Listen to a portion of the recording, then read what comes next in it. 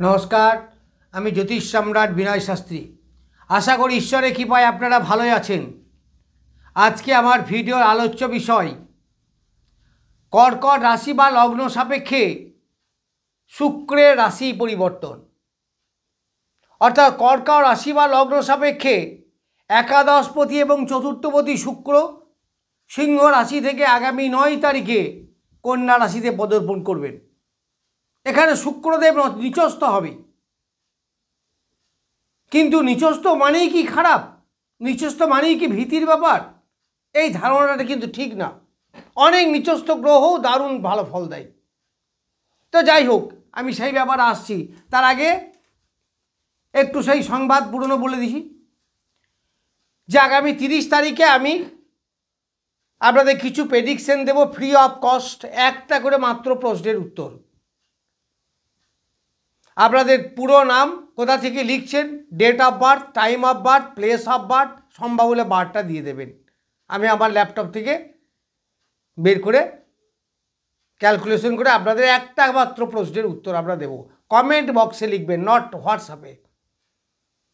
তাহলে সারা মাসে যেগুলো হবে আমি তাদের কালেকশন রাখবো, তার থেকে কিছু ফ্রি অফ কস্ট আমি বলে দেব। যাই হোক, আজকের ভিডিওর আলোচ্য বিষয় আমি বলেছি কর্কট রাশি বা লগ্ন সাপেক্ষে শুক্রের রাশি পরিবর্তন। তাহলে শুক্র আছে এখন বা আজকে সিংহ রাশিতে, এরপর যাবে তার মিত্র ক্ষেত্র কন্যা রাশিতে। এই কন্যা রাশিতে যখন যাবে তো কন্যা রাশির অধিপতি বুধ অলরেডি কিন্তু তুলা রাশিতে আছে। তাহলে বুধ এবং শুক্রের ক্ষেত্র বিনিময় হচ্ছে, দারুণ ভালো। কারণ দুটোই মিত্র গ্রহ। মিত্র গ্রহদের মধ্যে যদি মিত্রতা স্থাপন হয়, ক্ষেত্র বিনিময়ের মধ্যে মিত্রতা স্থাপন হয়, তাহলে তাদের মিত্রতা আরও বেড়ে যায়, তাদের ফলদানের ক্ষমতা বেড়ে যায় অনেক বেশি। দেখুন, একটা গ্রহ কত রকমভাবে বলবান হয়, সে দিক বলি, স্থান বলি, চেষ্টা বলি, নক্ষত্র বলি, ভাব বলি, ডিগ্রি বলি, নানা রকমভাবে দেখতে হয় কতটা বলবান। এর মধ্যে একটা হচ্ছে স্থান বল, অর্থাৎ নেগেটিভিটি বা ওই নিচস্থ। তাহলে একদিক থেকে দুর্বল হতেই পারে, অন্য দিক থেকে তো বলবান হতে পারে। সুতরাং নিচস্থ মানেই খারাপ ফল দেবে, এই ধারণাটা কিন্তু ভুল। নিচস্থ গ্রহ রাজা বানাতে পারে। যাই হোক, তাহলে তৃতীয় যাচ্ছে চতুর্থপতি এবং একাদশপতি। তাহলে একাদশপতি তৃতীয় সপ্তম একাদশ, তৃতীয় সপ্তম একাদশ, এটা কি? ধর্ম অর্থ কাম মোক্ষ। এই যে ধর্ম অর্থ কাম মোক্ষ, এই তৃতীয় সপ্তম এবং একাদশ হচ্ছে মোক্ষের ঘর, কামনা বাসনা ফুলফিলমেন্টের ঘর। এর একটা ট্রাইনে আছে।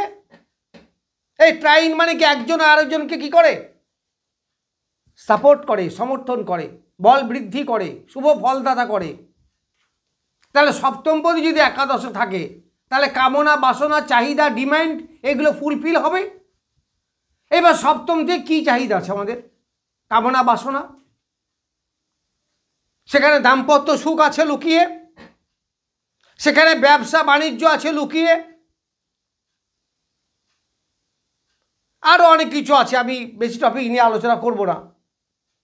তাহলে এই যে আমাদের দাম্পত্য সুখ, সে স্ত্রী সুখ বলুন বা স্বামী সুখ যাই বলুন না কেন, সেই কামনা বাসনা ফুলফিলমেন্ট হবে যদি আর একটা ট্রাইনে থাকে। অর্থাৎ তাদের নিজেদের একটা তৃতীয় সপ্তম এবং একাদশ একটা ট্রায়াঙ্গেল তৈরি করুন, দেখুন হয়ে যাবে, 3টে শীর্ষবিন্দু হবে। তাহলে আর একটা সাপোর্ট করবে। তাহলে সপ্তমের সঙ্গে যদি একাদশের কানেকশন হয়, তাহলে সপ্তম থেকে যদি আমি দাম্পত্য জীবন ধরি, একাদশ থেকে যদি সাকসেস ধরি, তাহলে দাম্পত্য জীবনে নিশ্চয়ই সাকসেস আসবে। কি বলা হয় আবার যুক্তিটা? এবার আপনার যদি জন্মগত ছকে শুক্র খুব দুর্বল হয়, সেটা অন্য ব্যাপার। আপনার যদি খুব বাজে গ্রহ দশা চলে, সেটা অন্য ব্যাপার। এইবার সপ্তম থেকে আমরা ব্যবসা করি, এই সপ্তমের সঙ্গে একাদশ থেকে আমাদের আয় বিচার হয়। তাহলে ব্যবসার সঙ্গে যদি আয়ের কানেকশন হয়, তাহলে নিশ্চয়ই ব্যবসার মাধ্যমে আয় উন্নতি বৃদ্ধি হবে, হওয়া উচিত। এখন অনেকেই বলবেন আপনি তো বলে যাচ্ছেন কিছুই মেলে না। আচ্ছা, আপনার শুক্র যদি খুব দুর্বল হয়, ধরুন তুঙ্গ ক্ষেত্র আছে, তুঙ্গ ক্ষেত্রে গিয়েও কিন্তু শুক্র দুর্বল হতে পারে, নেগেটিভ হতে পারে। এই কী করে বল বিচার করবে, এটা কিন্তু খুব টাফ জিনিস, এটা বলে বোঝানো যাবে না। এটা দীর্ঘদিনের অভিজ্ঞতা, সব সূত্রকটা যদি আমাদেরকে দিয়ে দেয় তাও আপনি ঠিক করতে পারবেন না, কারণ এটা দীর্ঘ অভিজ্ঞতায় সঞ্চয় করতে হয়। তো যাই হোক, শুক্র যদি বলবান হয় অবশ্যই ফল পাবেন। আমি আমার যুক্তিগুলো যদি ভুল হয় আপনি লিখুন, কমেন্ট বক্সে লিখবেন, অবশ্যই লিখবেন। এইবার এই সপ্তমপতি একাদশে, তাহলে ব্যবসার সঙ্গে আয়ের একটা সম্পর্ক হলো। এবার যদি আপনি বলেন যে হোয়াট কাইন্ড অফ ব্যবসা, তাহলে শুক্র ওরিয়েন্টেড ব্যবসায় ধরুন আপনি বেশি, অন্যান্য ব্যবসা তো যাবও পড়ে, সব ব্যবসা কি ইন্ডিকেট করে, কারণ শুক্র যে মূল জোডিয়াকের দ্বিতীয় স্থানের অধিপতি, অর্থাৎ অর্থের কারক গ্রহ। বৃহস্পতি অর্থের কারক গ্রহ। শুক্র যে দাম্পত্য সুখ, শান্তি, প্রেম, ভালোবাসা, কমফর্টেবল লাইফ লিড, এইগুলোর কারক গ্রহ। কম্পিউটার ওরিয়েন্টেড বা প্রেম, প্রীতি, ভালোবাসা, যৌন কামনা, যৌন চেতনা, এইগুলোর কারক গ্রহ। আবার শুক্র মেডিসিন, সেটারও কারক গ্রহ। তাহলে এই সপ্তম থেকে যদি মেয়েদের কোনো শৌখিন দ্রব্যের ব্যবসা করেন কেউ, আবার কেউ যদি সাজানো ব্যবসা করে, ঘড়ি পরে আছে, ঘড়িটা কেন? আমার সুন্দর লাগার জন্য, আমার সামনেই তো ঘড়ি আছে, তাহলে আমি ঘড়ি পরেছি কেন? না, এটা শুক্রের ব্যবসা, শুক্রের কাজ। আমরা নানা রকম পোশাক পরিচ্ছদ, গলায় টাই, বেল্ট, ব্লেজার, এগুলো পরি কেন? আমাদের এসি, ফ্রিজ এসব না হলেও তো চলে, এগুলো সব যে শুক্রের কাজ। তো এই ধরনের ব্যবসা যদি করে তাহলে তার আরও ডেভেলপমেন্ট হবে। এছাড়া যে কোনো ব্যবসার স্থানই হচ্ছে আদান প্রদান। ব্যবসা মানে কি? আদান প্রদান, অর্থের বিনিময়ে যেগুলো আমরা কেনা বেচা করি, তাহলে সেই ব্যবসায় ডেভেলপমেন্ট আপনাদের অবশ্যই হবে। এইবার এই শুক্র যে চতুর্থপতি, চতুর্থপতি তৃতীয় আছে, তার মানে চতুর্থের দ্বাদশ স্থান হলো, দ্বাদশ থেকে আমরা বিদেশ বিচার করি, তাহলে গৃহের বাইরে আপনাদের ডেভেলপমেন্টটা কিন্তু বেশি হবে।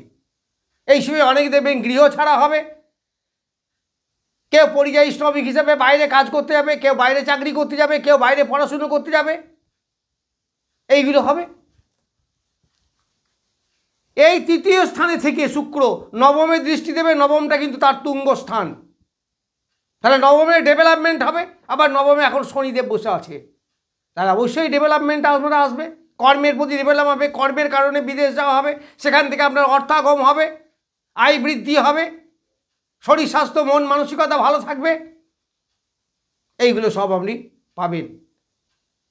যারা মেডিকেল লাইনে পড়াশুনো করছেন বা সূক্ষ্ম যন্ত্রপাতি নিয়ে এই সমস্ত টেকনিক্যাল লাইনে যারা পড়াশুনো করছেন তাদের বেশ ভালো হবে। যারা গাইনি ডাক্তার তাদের অনেক প্রসার বৃদ্ধি হবে, এইগুলো পাবেন। আরও অনেক কিছু আছে, ছোট্ট সময় তো বলা যায় না। আমি এবার নক্ষত্র নিয়ে একটু আলোচনা করব। এই 9 তারিখ থেকে 17 তারিখ পর্যন্ত শুক্র কন্যা রাশির প্রথম 3টি চরণ অতিক্রম করবে, কারণ একটা অলরেডি সিংহে অতিক্রম করে এসেছে, সেখানে 10 ডিগ্রি মাত্র অতিক্রম করবে। এই সময় শুক্র রবির নক্ষত্রে থাকবে, তাহলে রবি অর্থের কারক গ্রহ, অর্থের প্রতি। এই একাদশপতি আবার দ্বিতীয়পতি যোগ হলো তৃতীয়, তাহলে অর্থের জন্য আপনার কামনা বাসনা বৃদ্ধি হবে, আপনার চেষ্টা বৃদ্ধি হবে, ফলে আয় বৃদ্ধি আপনার হবে।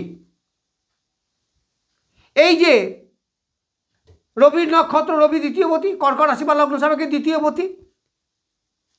তাছাড়া আমি বলছি যেটা, সেটা কিন্তু পুনর্বসু নক্ষত্র। এখানে 3টে নক্ষত্র আছে, একটা পুনর্বসু যার অধিপতি বৃহস্পতি, আর একটা হচ্ছে পুষ্যা যার অধিপতি শনিদেব, আর একটা অশ্লেষা যার অধিপতি বুধ। তাহলে পুনর্বসু নক্ষত্রে যাদের, তাহলে মোটামুটি বেশ ভালো ফল পাবেন, কারণ নবমপতির নক্ষত্র, একাদশপতি আছে নবমপতির নক্ষত্রে, তাহলে বেশ ভালো অর্থের দিক থেকে আপনার পরিবর্তন হবে, অর্থের দিক থেকে আপনার ডেভেলপমেন্ট হবে। তারপর পুষ্যা নক্ষত্র, পুষ্যা বেশ ভালো নক্ষত্র, যথেষ্ট ভালো নক্ষত্র, আপনার কামনা বাসনা ফুলফিলমেন্ট করে, বেশিরভাগ ক্ষেত্রেই তাই হয়। সেই নক্ষত্রবতী এই নক্ষত্র পুষ্যা যাদের জন্ম নক্ষত্র, তার অধিপতি এখন নবমে বসে আছে। সে 13 ডিগ্রি 20 মিনিট অতিক্রম করবে, থাকবে কত থেকে 17 থেকে 27 ডিগ্রি পর্যন্ত, 17 তারিখ থেকে 27 তারিখ পর্যন্ত। এই সময় হস্তা নক্ষত্রে থাকবে। হস্তা চন্দ্রের নক্ষত্র, তার মানে লগ্ন বা রাশিপতির নক্ষত্র। এই রাশি বা লগ্নবতী চন্দ্রের সঙ্গে শুক্রের সংযোগ হচ্ছে, ফলে আপনার সৌন্দর্য বৃদ্ধি, শখ আহ্লাদ বৃদ্ধি, হবি বেড়ে যাবে, হবি ফুলফিলমেন্ট হবে, যোগাযোগ ভালো হবে। এরপর অশ্লেষা বুধের নক্ষত্র, তাহলে বুধের ঘরেই আছে, আবার বুধের নক্ষত্রে আছে, আবার বুধের সঙ্গে ক্ষেত্র বিনিময়, তাহলে যথেষ্ট ভালো ফল পাবেন। ভালো ফল কী পাবেন? তৃতীয় থেকে যা পাওয়া যায়, চতুর্থ থেকে যা পাওয়া যায়, গৃহ নির্মাণ, ফ্ল্যাট কেনা, এইগুলো হতে পারে। আবার একাদশ থেকে আয় বৃদ্ধি হতে পারে। দেখুন, এই অল্প সময়ের মধ্যে নক্ষত্র নিয়ে বেশি আলোচনা করা যায় না। যাই হোক, নমস্কার, আজ এ পর্যন্তই।